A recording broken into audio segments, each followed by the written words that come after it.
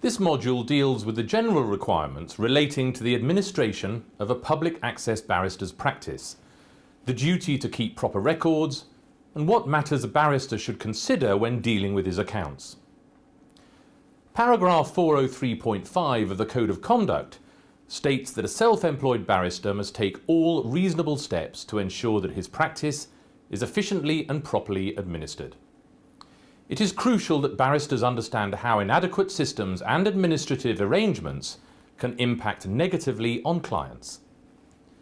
For those public access barristers who are not affiliated with chambers or do not have a clerk, thought should be given to what arrangements might be put in place to cover periods when barristers are unwell or go on holiday in order to mitigate potential risks.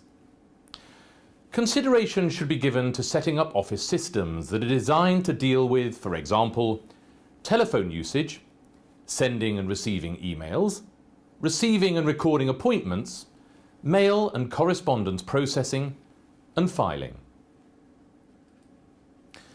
The size and nature of a barrister's practice will obviously determine the equipment and support necessary to properly administer their practice.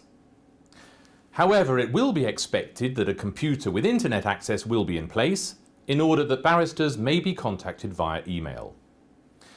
There should also be suitable facilities in place to identify potential clashes of dates of hearings, such as diaries and calendars. Counsel should consider carefully not only what equipment and other tools might contribute to efficiency, but which might also enhance their professional image. The Bar Council's public access guidance also sets out that barristers are expected to keep proper records.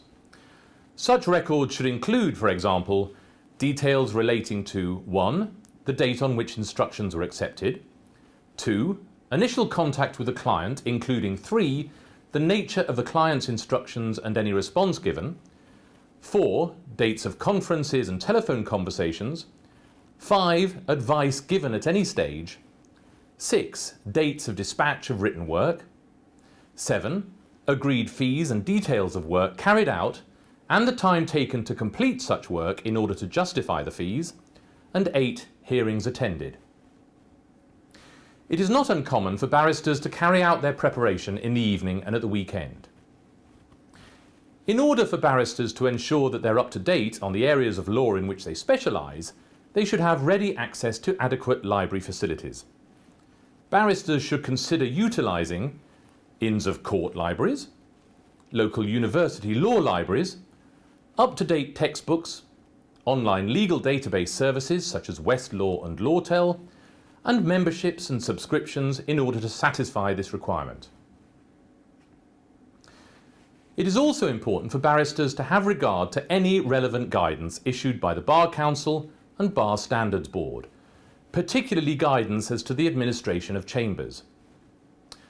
Barristers also need to think about how they will maintain and keep records of their business accounts.